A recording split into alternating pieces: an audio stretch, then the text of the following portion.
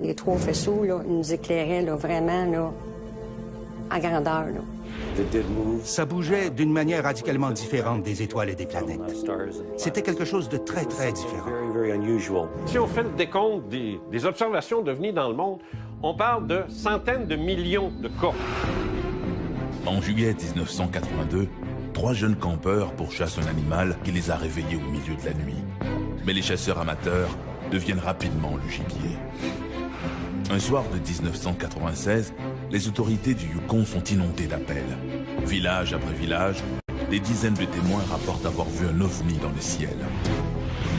En 1961, un couple quitte Montréal pour retourner à Portsmouth. Une lueur étrange dans les montagnes blanches effacera tous leurs souvenirs de cette nuit terrifiante. Les visiteurs, à dossier mystère.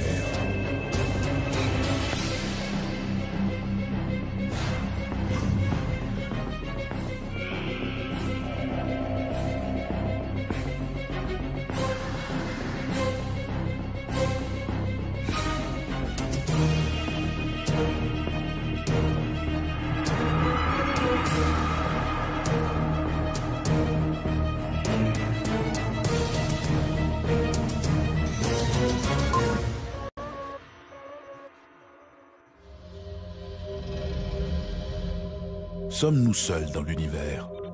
Plusieurs regardent les étoiles en se demandant combien de mondes habités existe-t-il sur les planètes lointaines.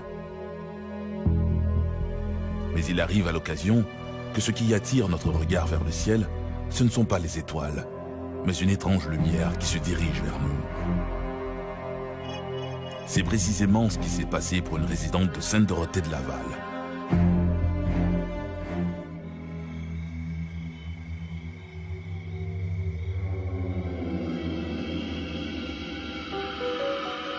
Vu la température chaude des derniers jours, les jeunes ont choisi de camper dans la cour.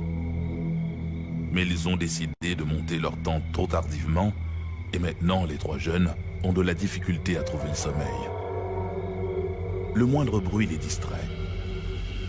Le vent dans les épis de maïs tout autour, un chien qui jappe au loin, une voiture qui course dans la nuit.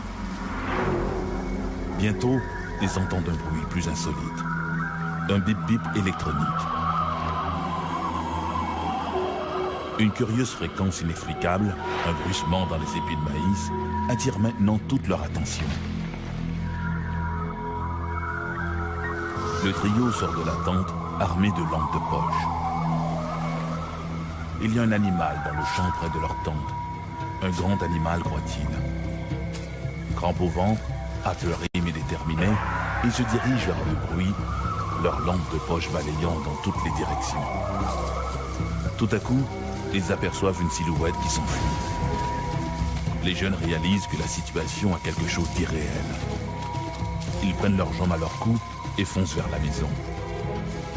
C'est à ce moment-là qu'ils voient leur mystérieux gibier.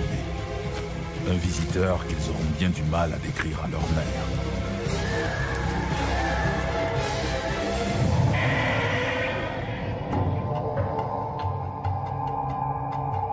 À partir des années 1950, les scientifiques, le public et les médias commencent à s'intéresser à la conquête de l'espace. Simultanément, les citoyens qui rapportent avoir vu des objets volants dans le ciel se multiplient. Les journalistes sont à l'affût de la moindre observation et les groupes d'enquête ufologique poussent comme des champignons. Ça a été une époque fabuleuse. Pendant les années 50, les années 60 et même une bonne partie des années 70, c'était incroyable. D'abord, dans un premier temps, les témoins n'hésitaient pas à se nommer. Je m'appelle Jean Cazot, j'ai vu un ovni, il faut que je vous raconte ça. Les journalistes se précipitaient, on prenait des photos, on faisait des dessins, on mettait ça quasiment en première page des journaux. C'était fabuleux. Cet engouement pour les ovnis va à la longue attirer des auteurs aventuriers de tout acabit en mal de fortune et de célébrité. Les publications se succèdent. Lorsque est arrivé les années 70, il y a quelque chose qui s'est passé. D'abord, il y a eu, premièrement, des gens qui se sont mis à parler de nos frères de l'espace. Adamski, qui a voyagé, s'est rendu jusqu'à Vénus. Et là, il y a des gens qui ont dit, un instant, ça va un petit peu trop vite pour nous autres. On veut bien croire que des objets arrivent de l'espace et nous visitent, ramassent des branches ou ramassent de l'eau, puis ils s'en vont. Mais là, commencer à... Tu sais, comme Villas-Boas qui a fait l'amour avec une extraterrestre et ainsi de suite. La presse s'est emparée de ça. C'était du bonbon. Ça a tué le phénomène. Ça a donné une saveur au phénomène qui faisait que les gens, les indécis, comme on dit en politique, ont voté non. On dit non, terminé. Moi, je débarque de ça parce que là, ça devient... Et les témoins ont commencé à ne plus se nommer. Dès 1973-1974, les témoins disent donne pas mon nom. Mets pas mon nom, mais juste mes initiales. Dis pas où je reste, dis pas ce que je fais dans la vie. Et plus ça allait, pire c'était. À partir des années 1980, le phénomène des ovnis n'intéresse plus les médias et les témoins ont déserté. Pourtant, les observations, elles, demeurent constantes, mais ne sont plus rapportées dans les journaux. Les témoins se taisent de peur d'être ridiculisés. Et c'est pire dans les rares cas où l'on aurait vu les occupants de ces fameuses soucoupes volantes.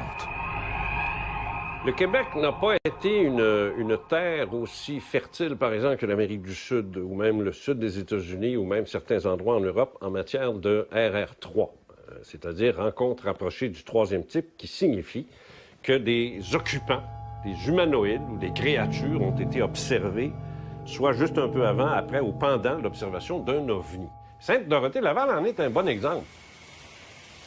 Le 22 juillet 1982, Denise Labre, l'épouse d'un ambulancier, alors sur la route, revient chez elle au centre de répartition du service ambulancier de Sainte-Dorothée. Qu'est-ce que tu fais, François?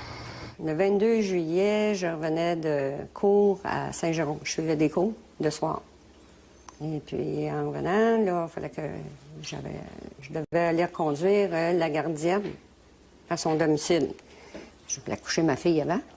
Là, les garçons étaient à la maison. Donc là, j'étais reconduire la gardienne, peut-être quoi, une demi-heure, trois quarts d'heure après. En l'absence de leur mère, les deux fils décident de monter une tente dans la cour. Après ça, quand je suis revenue, bien là, les garçons étaient à l'extérieur, puis là, ils voulaient absolument aller coucher dans la tente. Ils voulaient se monter une tente, puis aller se coucher dans la tente. T'as-tu notre tente? On l'a quasiment fini. On l'a monté tout ça. Puis là, quand les garçons décident de vouloir faire la tente, d'aller coucher dehors, bien là, il est minuit passé. Ces jeunes sont ses fils François et Michel et leur ami Stéphane Lebeau.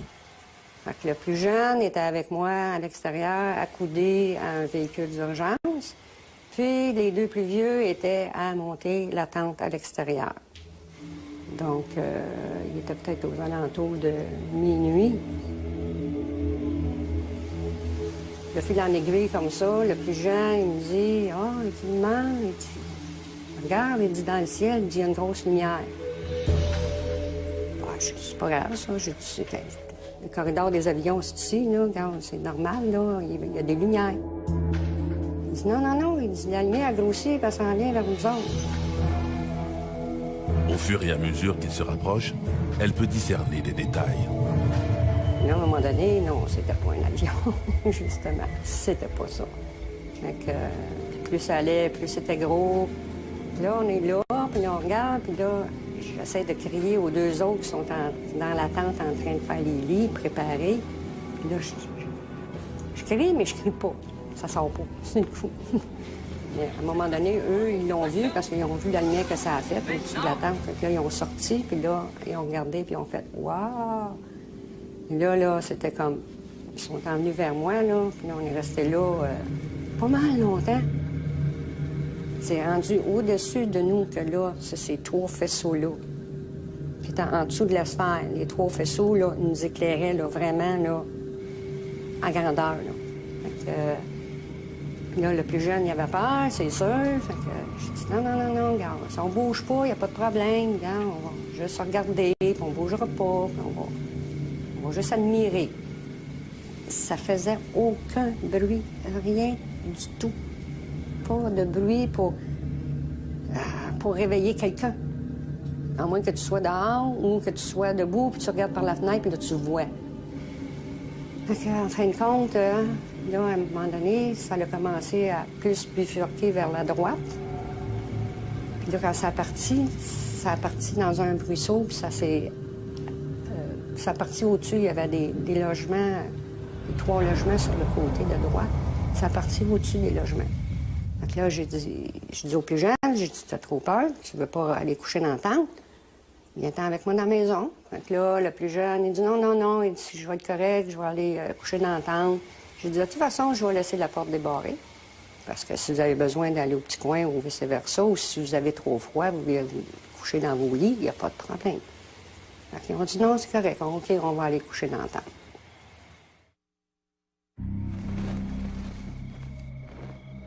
Suite à ces événements, Denise Labre a de la difficulté à trouver le sommeil.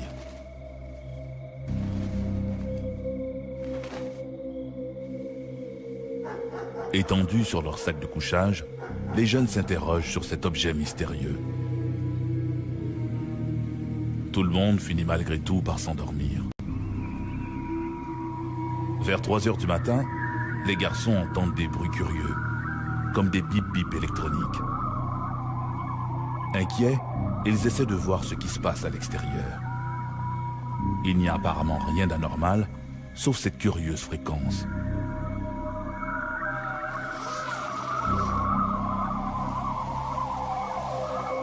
Ils s'aventurent dans le champ de maïs, et c'est là qu'ils croient apercevoir une ombre étrange qui les saisit.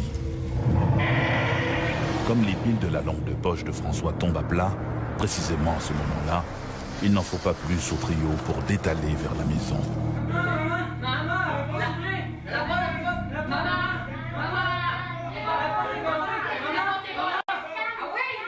Quand ils sont rentrés, ils ont dit « Maman, t'as pas débarré la porte elle ne voulait pas s'ouvrir. » Donc là, j'ai dit, sur l'effet de la panique, t'essayes d'ouvrir une porte, tu penses qu'elle est barrée, mais elle n'est pas. Là, ils sont arrivés, puis là, les 3 sont mis à se tordre de douleur. Là, j'ai dit, non, ça, c'est l'effet de panique. Mais là, les 3, la même chose, la même douleur. Durant toute la nuit, là, que j'ai réussi à les calmer, puis là, c'est là qu'ils m'ont conté qu'ils avaient vu quelque chose d'épeurant, avec des grands yeux oranges. Ils ont essayé de m'en faire la description, mais là, c'est la cacophonie, les 3, là. Ça veut tout expliquer en même temps, puis ça veut tout dire en même temps. Mais là, ils ont commencé à me donner la frousse, par exemple. C'est seulement que le lendemain qu'on a décidé de communiquer avec le corps policier. Chaque garçon a été interrogé, de toute façon, par eux autres, pour être sûr que c'est pas quelque chose qui sortait de leurs imaginations non plus. Hein. On a vu comme la liane être là, les traquets. Regardez, les traces sont là. Les policiers sont allés dans le champ. Ils ont été voir autour de la tente. Ils ont descendu un bon chemin. Puis là, ils ont vu qu'il y avait des branches écrasées par terre. Ils ont vu qu'il y avait des pistes par terre. Là, ils ont dit OK. Ils ont communiqué avec le Dorval à savoir s'ils avaient vu quelque chose sur leur radar quelconque. Puis rien. Ils ont dit que rien n'était apparu, qu'ils n'avaient rien vu.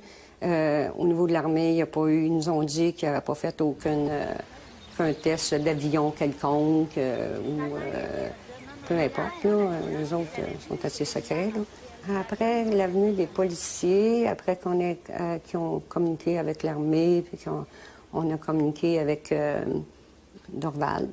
Dans la même journée, il y avait des gens qui nous téléphonaient de l'Université McGill, je ne me trompe pas, c'était les premiers, qui ont communiqué avec nous. Puis là, ils sont venus nous voir, puis là, ils sont venus voir les lieux. Puis ensuite de là, de fil en aiguille, là, il y a eu la communication qui s'est faite avec M. Glenn, qui était ufologue, là, qui était un fan de ça, là, puis là, lui, il est venu nous rencontrer dans la même semaine. L'attente soit prête pour qu'il puisse aller s'installer. Là, je me suis donné à regarder, là, dans le fond du champ, au-dessus des arbres. Il y avait quelque chose d'étrange. Revivre une expérience comme ça serait encore spécial. Mais ma réaction serait-tu la même que j'ai eue dans le temps? À rester là, impassible, à regarder, puis à dire « Wow, c'est beau, c'est fantastique », puis de ne pas avoir peur? Ou ma réaction serait tout autre, que je prendrais mes jambes à mon cou, puis je me pousserais? Je le sais pas. ma réaction? Aujourd'hui, je ne le sais pas. Mais de là 30 ans, pas de problème. Ça, je le sais. J'ai pas eu peur. J'ai trouvé ça super beau, fantastique. Dommage que j'ai pas eu la même rencontre que les enfants. Mais cette partie-là, j'aimerais pas ça la vivre, par exemple. Voir un ovni au-dessus d'une zone densément peuplée, comme ce fut le cas dans l'affaire de l'ovni de Sainte-Dorothée en 1982, ou dans l'affaire de l'ovni de la place Bonaventure à Montréal en 1990, attire infailliblement les journalistes.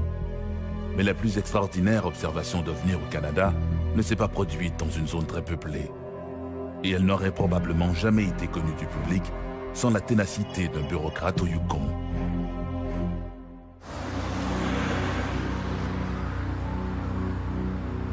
Un couple roule sur l'autoroute 2, l'autoroute du Klondike, juste à la sortie de Pelly Crossing. Soudain, ils remarquent toute une série de lumières blanches et oranges qui se déplacent en groupe. Au début, les témoins pensent à plusieurs avions volants en formation. Mais au fur et à mesure que les lumières se rapprochent, ils comprennent qu'ils n'ont pas affaire à un groupe d'objets, mais un seul engin muni de lumière tout autour de sa partie centrale. L'engin se déplace trop lentement pour être un aéronef conventionnel. Pour mieux jauger ses mouvements, les témoins se rangent sur le bas-côté de la route. L'objet inconnu traverse l'horizon juste devant eux. Il est immense, plus grand qu'un jumbo jet. On dirait une espèce de sphère aplatie. Les témoins n'ont jamais rien vu de tel. Et ils ne sont pas les seuls. En cette soirée du 11 décembre 1996, ils seront des dizaines à observer cet engin inconnu. Un engin que l'on croirait sorti tout droit du film, La rencontre du troisième type. Le 11 décembre 1996, 4 personnes roulent en direction nord, près du village de Carmack, au Yukon. Il est un peu plus de 19 heures. C'est à ce moment-là qu'ils observent une série de lumières inhabituelles qui traversent le ciel. Ils ont l'impression que ces lumières sont accrochées à un objet gigantesque et sombre dont ils ne devinent que la silhouette. À quelques kilomètres de là, à Carmack, un autre groupe de gens s'installe pour regarder la télévision. L'un d'eux remarque, par la grande baie vitrée, la présence d'un chapelet de lumière rouge, jaune et orange. Au nombre des témoins, 2 jeunes enfants regardent le spectacle, convaincus qu'il s'agit du Père Noël et de ses rennes volants. L'un des cas les mieux documentés de l'histoire canadienne s'est produit en décembre 1986. Ce qu'il y a de remarquable, c'est qu'autant de gens aient vu un objet franchement inhabituel, et mieux encore, que tous ces témoins l'aient observé indépendamment les uns des autres. Une femme et son frère roulent le long de la Klondike Highway quand ils aperçoivent au loin des lumières qui évoluent en silence dans le ciel. Je revenais de Whitehorse avec mon frère et nous approchions de la route de Pelly, à quelques kilomètres de Pelly. Lorsqu'il a regardé de côté et s'est exclamé « Holy shit !» Il regardait vers le ciel, alors j'ai suivi son regard et j'ai aperçu une sorte d'amas d'étoiles et j'ai immédiatement réalisé qu'il s'agissait d'un vaisseau. En fait, ça voyageait à très, très basse vitesse et je pouvais l'apercevoir au-dessus des collines qui passaient devant la Grande Ourse. C'était de la même taille que la Grande Ourse. À peu près au même moment, un autre automobiliste s'arrête dans l'accotement afin de pouvoir mieux observer le phénomène lumineux auquel il assiste depuis déjà quelques minutes. L'objet, qui passe bientôt au-dessus de l'homme, ne présente qu'une structure lisse, sans renflement ni aspérité. Seule cette puissante lumière blanche est visible sous la base.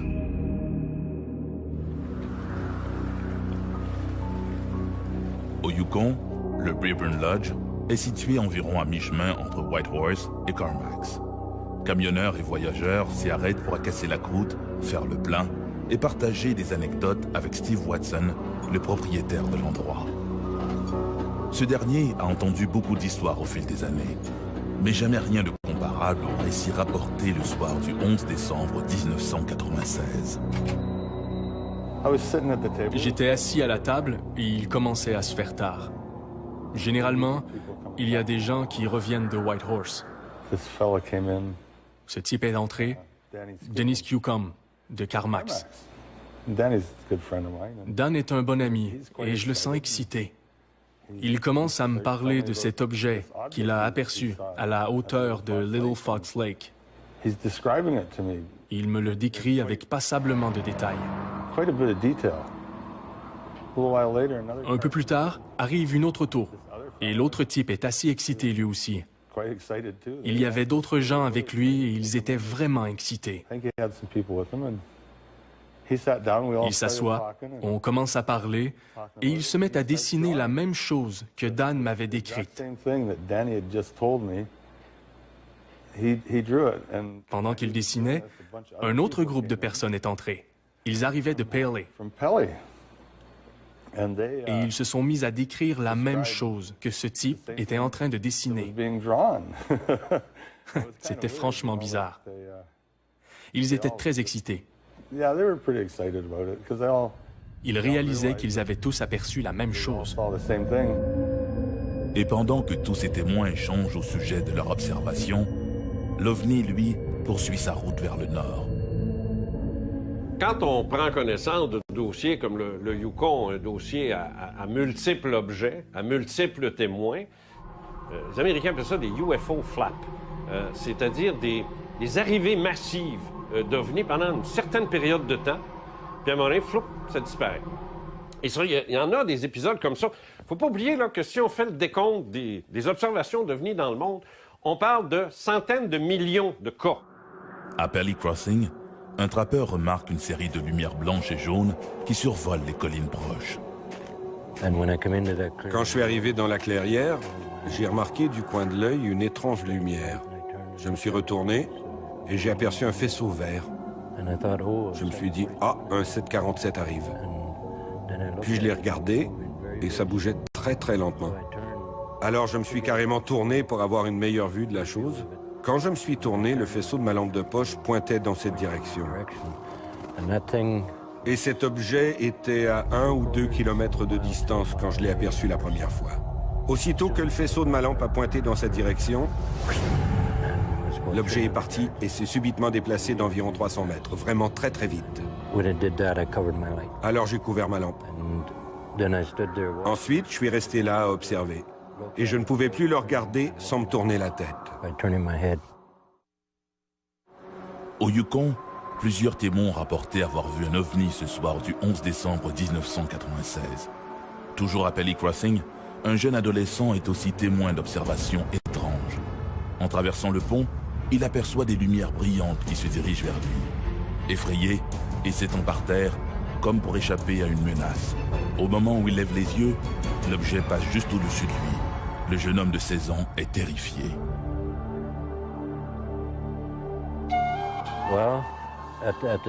À ce moment, j'étais surtout émerveillé. Cette chose pouvait bouger en silence. Aucun bruit de moteur, comme si ça flottait. Et d'après ce que je comprends de l'aérodynamique, on ne peut pas faire ça. Alors je me suis dit, c'est fabuleux. Puis après que j'ai quitté le lieu, je me suis dit, pourquoi est-ce que j'ai caché le faisceau de ma lampe? J'aurais peut-être pu monter là-dedans et leur rendre visite. Je dirais que nous l'avons observé durant quelques minutes, puis les lumières ont fait bling, bling, bling sur différentes sections du vaisseau spatial, puis il est disparu. On ne pouvait plus le voir du tout. Et nous n'avons rien entendu. Après ça, je suis rentré à la maison vers 22 h et ils regardaient une vidéo. Et croyez-le ou non, c'était Independence Day. Ils en étaient à la scène où le vaisseau spatial s'ouvre pour lancer son rayon. Je suis rentré tout excité et je leur ai dit « Vous ne devinerez jamais ce que j'ai vu ». Et je leur ai raconté mon histoire. Tout le monde s'est mis à avoir peur. Durant une bonne semaine, les petits-enfants ont refusé de sortir. C'était une totale surprise, tant pour mon frère que pour moi. Alors, Je lui ai demandé « Que penses-tu de ça? » Et il m'a répondu « C'est peut-être nous, dans le futur, qui revenons pour nous voir. » Le plus intéressant dans cette affaire, c'est que ces gens ne se sont pas précipités pour rapporter leurs observations. En fait, il y a eu un excellent travail fait par l'ufologiste Martin Jezik. J'ai vécu au Yukon durant environ 8 ans. Et pendant que j'étais là-haut, j'ai enquêté sur les observations d'OVNI. C'était très bien. Ça m'a permis de rencontrer beaucoup de gens et d'étudier des cas très intéressants. Avec la minutie d'un détective, il va retrouver pas moins de 31 témoins.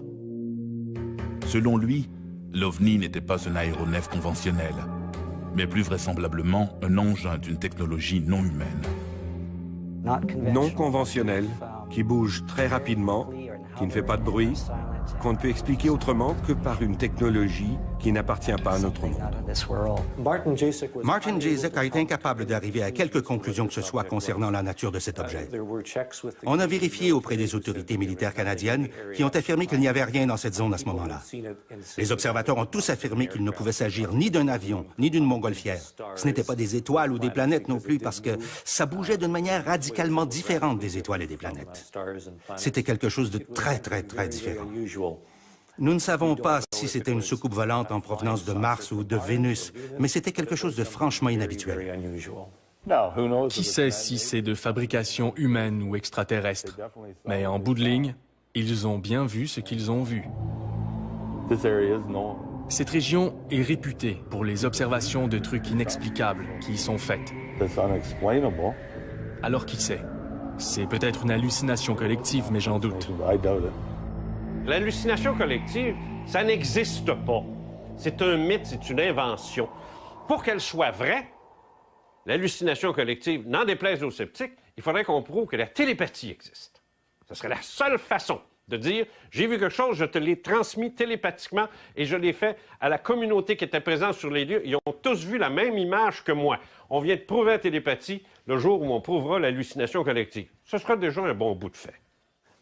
Les autorités canadiennes n'ont jamais enquêté sur le cas, que ce soit par la GRC, les Northern Rangers ou qui que ce soit, à notre connaissance.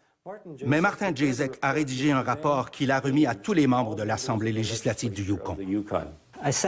Je l'ai expédié à tous ceux qui en faisaient la demande, à Louis Hardy, premier ministre à l'époque, au quartier général de la GRC à Whitehorse, au DND à Yellowknife, ainsi qu'à plusieurs communautés.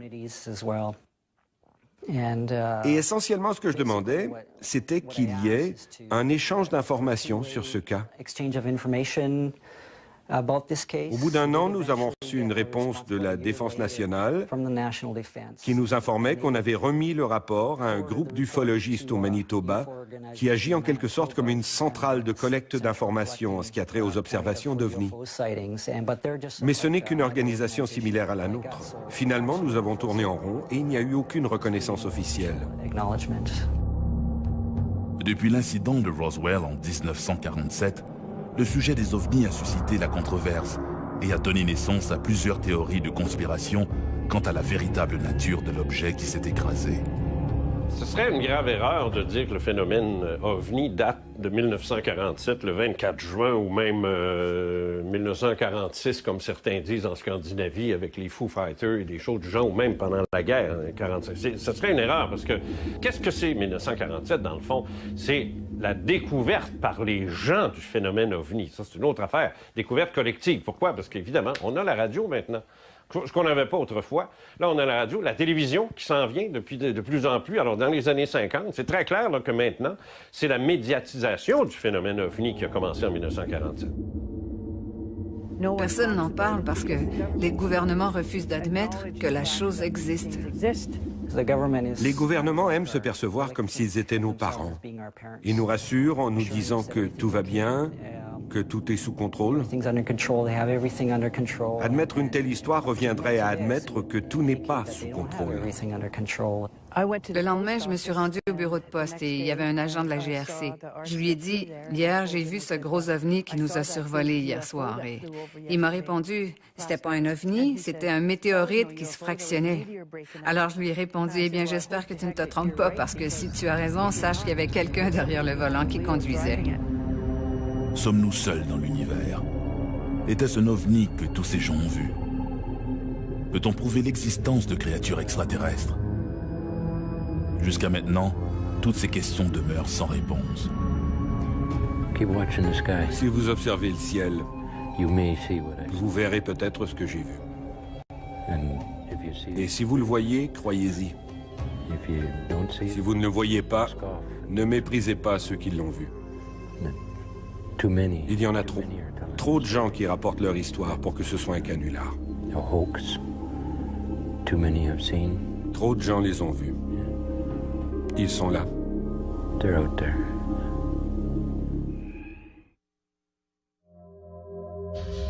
3 millions d'Américains croient avoir vécu une expérience insolite, suggérant qu'ils auraient peut-être été enlevés par des extraterrestres.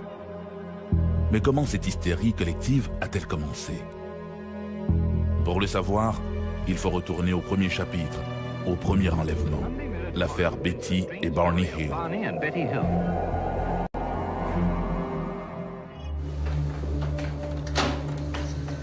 Le docteur Benjamin Simon procède à la séance d'hypnose. Son patient, Barney Hill, consulte depuis quelque temps avec sa femme Betty, car le couple vit des difficultés sans arriver à mettre le doigt sur le problème. Chacun est donc hypnotisé individuellement.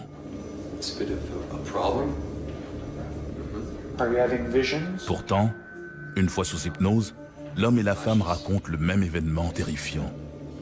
Un enlèvement extraterrestre que le docteur Benjamin Simon a peine à croire.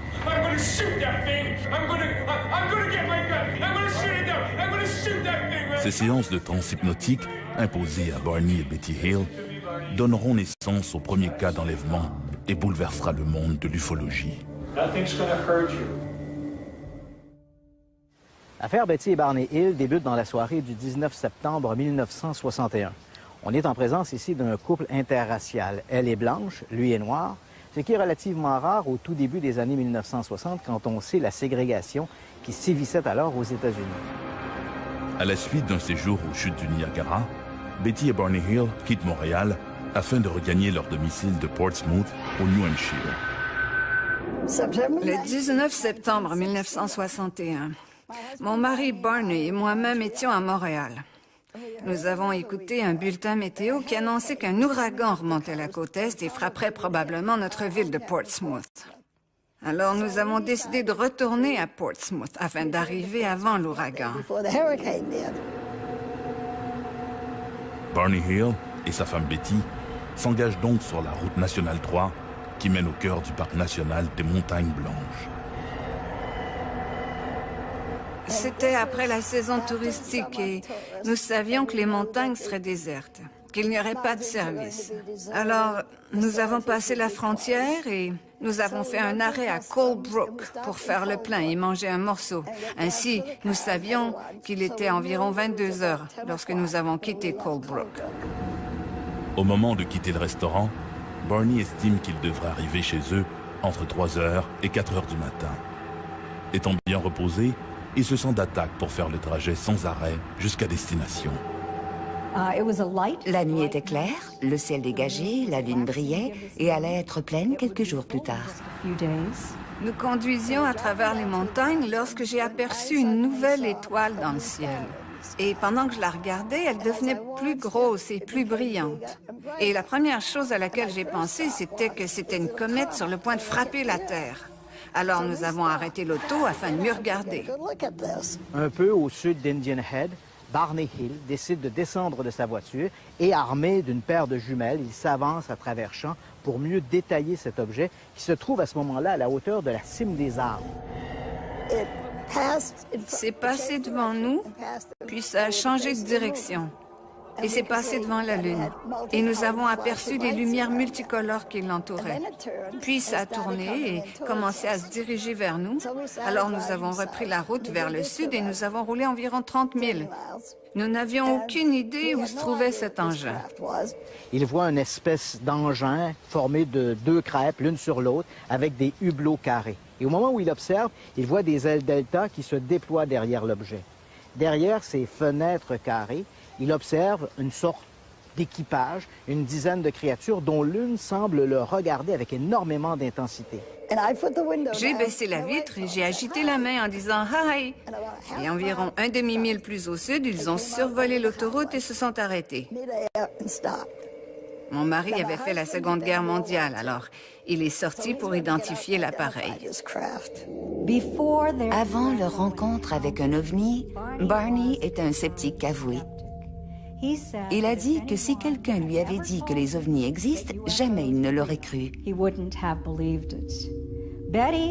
Betty, quant à elle, était un peu plus ouverte. Même si elle n'avait jamais lu un ouvrage sur le sujet, elle croyait qu'il était possible qu'ils existent. Il a pris les jumelles et s'est dirigé vers eux. En levant les yeux, il a aperçu un groupe d'hommes derrière une fenêtre qui le regardait. Consciemment, il s'est rappelé qu'il portait des uniformes noirs lustrés. Et toujours consciemment, il se souvenait qu'il y avait quelque chose à leur propos qui n'était pas humain.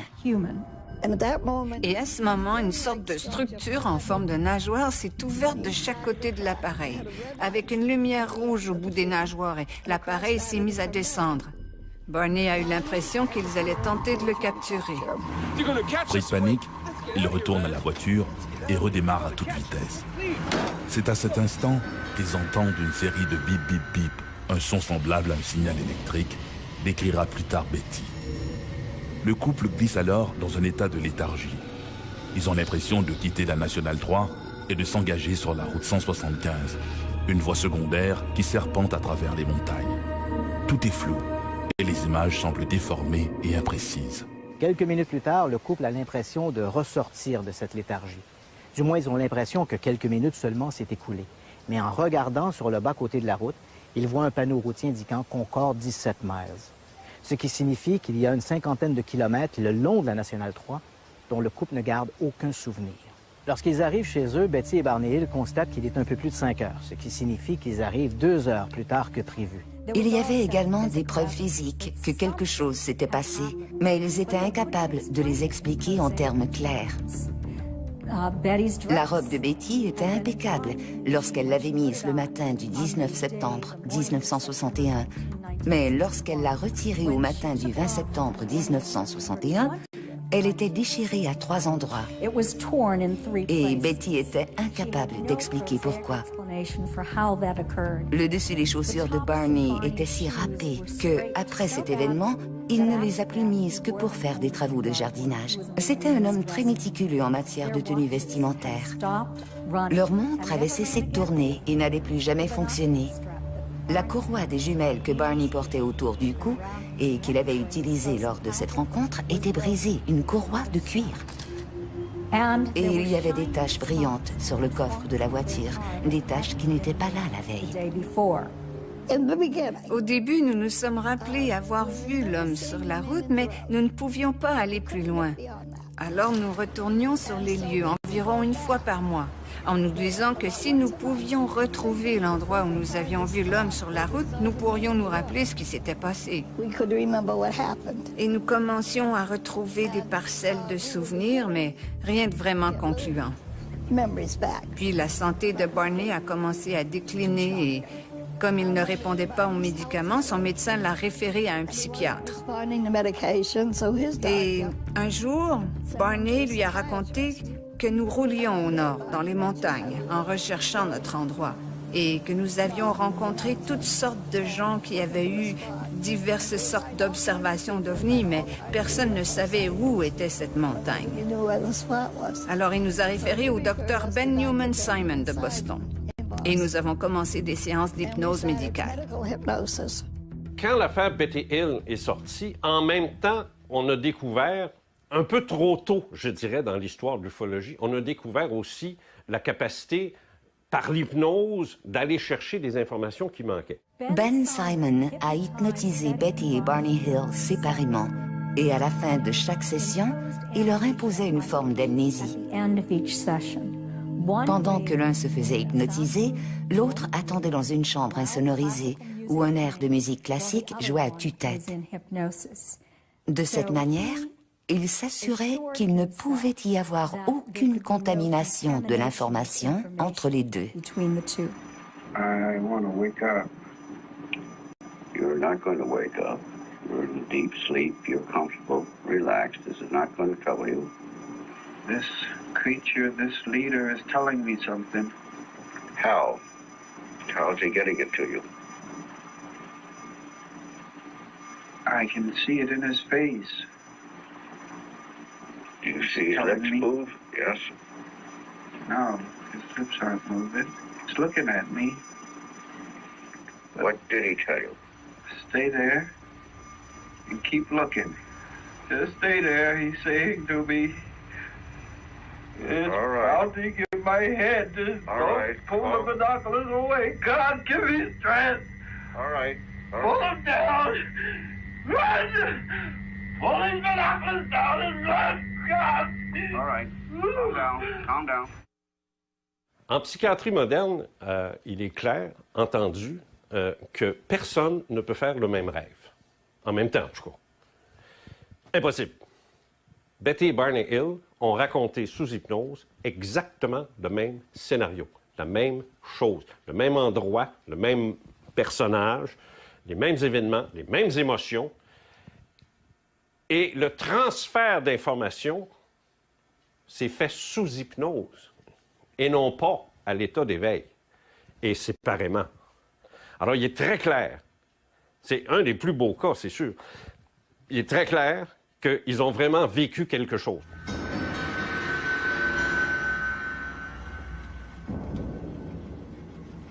Go on. And he said just a simple test of her face. And I asked him what. And he said he just wants to put it in my navel. And it's just a simple test. I didn't hear that. To behind. Did they make any sexual advances to you? Nous avons vu ce que nous avons pris pour le coucher de la Lune. Puis nous avons vu un groupe d'hommes sur la route qui nous barrait le chemin. Il a arrêté la voiture et le moteur s'est étouffé. Ils se sont approchés, nous ont fait sortir de la voiture et ont emprunté un sentier dans les bois. Tout ce qu'ils voulaient faire, c'était un simple test afin de découvrir à quel point génétiquement nous étions semblables. Sitôt ce test terminé, nous pourrions repartir vers l'auto. Ces créatures mystérieuses auraient notamment fait un prélèvement de sperme sur Barney en utilisant une espèce de bol métallique. Quant à Betty, elle aurait subi un mystérieux test de grossesse, test qui consistait à introduire une longue aiguille dans son nombril.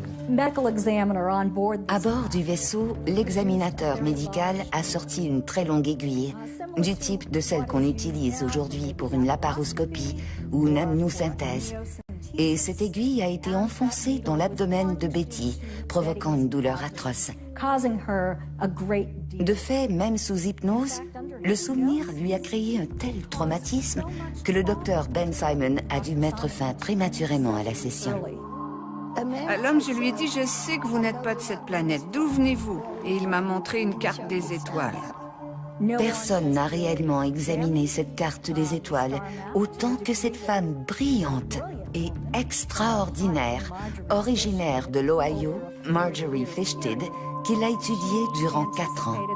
Elle avait prévu qu'elle aurait à jongler avec plusieurs hypothèses en étudiant la carte que Betty avait dessinée, suite à une suggestion post-hypnotique de la part du Dr Ben Simon. Comme je le disais, elle s'attendait à se retrouver face à plusieurs hypothèses, mais au bout du compte, il n'y en avait qu'une seule. Ensuite, ils ont amené Barney dehors, puis je me suis rendue à la voiture et nous avons regardé l'engin partir. Il s'est élevé, puis il est disparu. Lorsqu'on observe réellement les preuves, je ne crois pas qu'on puisse dire que Betty et Barney n'ont pas été enlevés. Il y a simplement trop de preuves qu'ils l'ont été. Il nous avait dit qu'il allait nous faire tout oublier. Je lui ai répondu, vous n'y arriverez pas avec moi. D'une manière ou d'une autre, je vais me rappeler. Et je l'ai fait. Mais si ça avait pu arriver dans les années 70, je pense que ça aurait grandement aidé l'ufologie. Là, ça s'est perdu. Parce qu'après Hills, on n'a plus entendu parler de rien. chaque année, on enregistre des dizaines de récits d'observations d'OVNI impossibles à associer à un phénomène météo connu ou à un nouveau prototype militaire. Ces témoignages défient toute explication rationnelle. Pour ces témoins, la question est maintenant de savoir combien de mondes lointains ont déjà pris contact avec nous. Si nous avons déjà été visités, nous l'avons été par qui?